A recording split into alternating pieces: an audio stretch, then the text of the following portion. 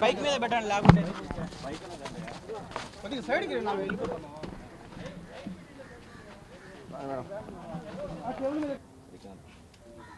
గత 2 రోజులుగా పులివెందుల్లో జరిగే విషయాలు చూస్తుంటే 6 సంవత్సరాల క్రితం మా నాన్నగారు వైఎస్ వివేకానంద రెడ్డి గారిని హత్య చేసినప్పుడు జరిగిన సన్నివేశాలు మళ్ళీ నా ముందుకి కనిపిస్తున్నాయి. చాలా సిమిలారిటీస్ అప్పటికి ఇప్పటికీ. ఆ రోజు మార్చ్ 15, 2019 ఆ రోజు హత్య జరిగిన ప్రదేశంలో అక్కడ గొడ్డలిపోటుతో నరకబడి అక్కడ బాడీ పడి ఉంటే అది ఫస్ట్ హార్ట్ అటాక్ అని చెప్పారు. అక్కడ ఉన్న పోలీస్ అధికారిని బెదిరించి, 3-4 ఉండొచ్చు అనుకుంటా పోలీస్ అధికారులు మొత్తం ఇంట్లో, వాళ్ళని బెదిరించి వాళ్ళ ముందరే మొత్తం అక్కడ క్రైమ్ సీన్ అంతా క్లీన్ చేసి పడేశారు. అక్కడ క్లూస్ ఉన్నాయా లేదా ఏమీ లేకుండా అక్కడ ఫుట్ ప్రింట్స్, హ్యాండ్ ప్రింట్స్ అన్ని క్లీన్ చేసి పడేశారు.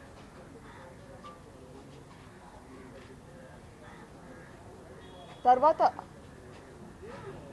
నేను వస్తే నా దగ్గరకు ఒక లెటర్ తీసుకొచ్చారు. ఈ హత్య ఆదినారాయణ రెడ్డి, సతీష్ రెడ్డి, బీటెక్ రవి చేయించారు అని రాసి తీసుకొచ్చి దాని మీద నా సంతకం పెట్టమన్నారు. దాని మీద నా రోజు నేను సంతకం పెట్టలేదు. ఈరోజు నిన్న వీడియోలో అదే సతీష్ రెడ్డి గారు, అవినాష్ రెడ్డి గారు చూశాను. ఆ రోజు అవినాష్ రెడ్డి గారు వాళ్ళ అనుచరులు కలిసి ఎట్లా అప్పుడు పోలీసులు దబాయిచ్చారు, మళ్ళీ ఇప్పుడు అదే కనిపిస్తుంది. అదే కదా. ఆ తర్వాత మళ్ళీ మరుసటి రోజు నారాసుర రక్త చరిత్ర అని పెట్టారు. అది నన్ను నమ్మించారు. ఆ రోజు సాయంత్రం నా పక్కన ఉండి ఇట్లే ఒక మీడియాను అడ్రస్ చేస్తూ ఇది టీడీపీ వాళ్ళే చేయించారు అని చెప్పారు. అది నేను నమ్మాను.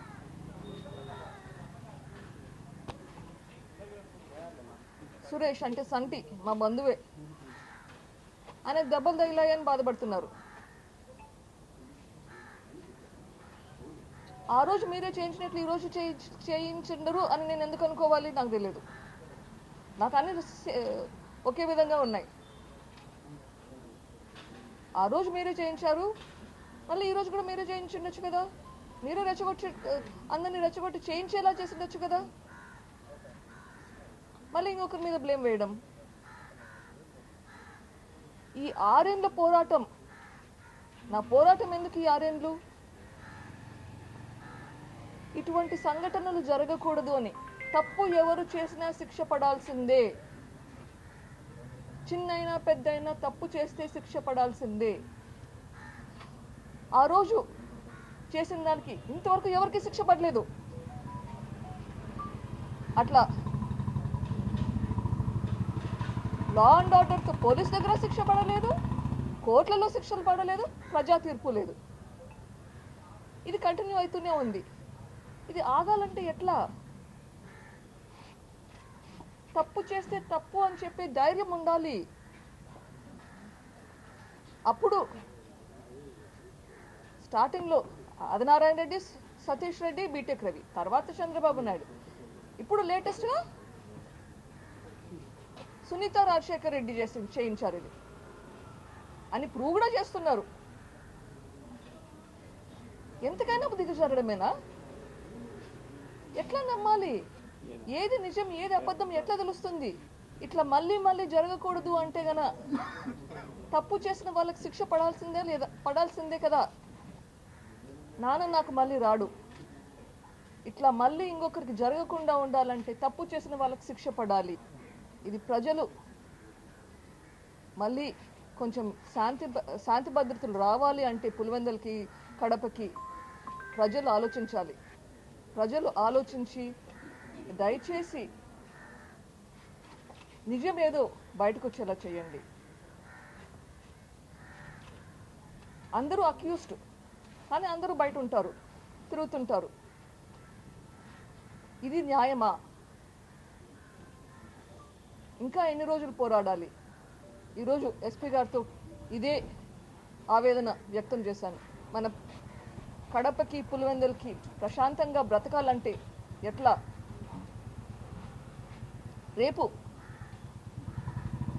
వైఎస్ వివేకానంద రెడ్డి గారి బర్త్డే జయంతి కని వస్తున్నాను.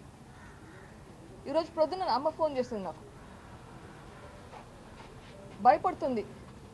పాప నువ్వు ఇక్కడ రావద్దు, ఇక్కడ గొడవలు జరుగుతున్నాయి, నీకేమన్నా అవుతుందేమో అని భయం వేస్తుంది. న్యాయం కోసం పోరాడేటప్పుడు భయపడాలనా? తప్పు చేస్తే భయపడాలనా? ఎట్లా ఉండాలి?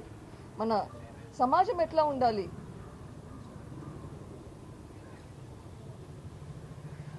న్యాయం కోసం పోరాడేదానికి పక్కన సెక్యూరిటీ పెట్టుకొని తిరగాలనా?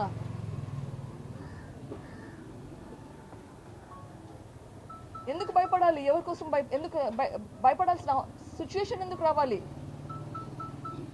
తప్పు చేసిన వాళ్ళు జైల్లో ఉంటే ఈ సిచ్యువేషనే రాదు. ఏదో ఒక రోజు ఖచ్చితంగా న్యాయం జరుగుతుంది.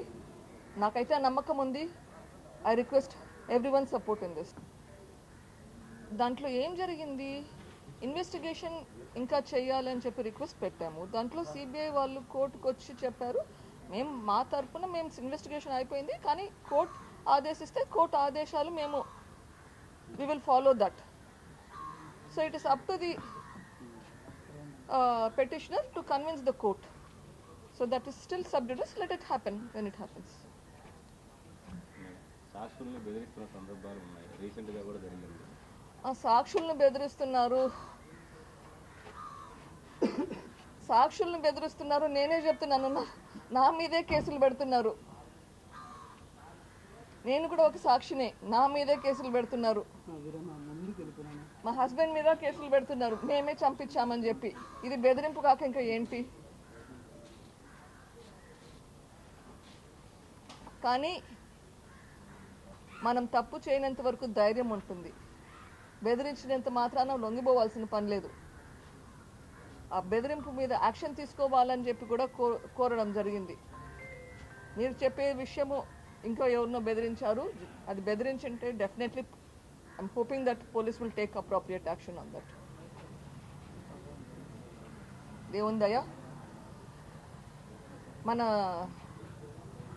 జుడిషియరీ ఎంత ఫాస్ట్గా మూవ్ ఇస్తే అంత in their hands. It's sub judice at this point, so let it happen when it happens. Thank you.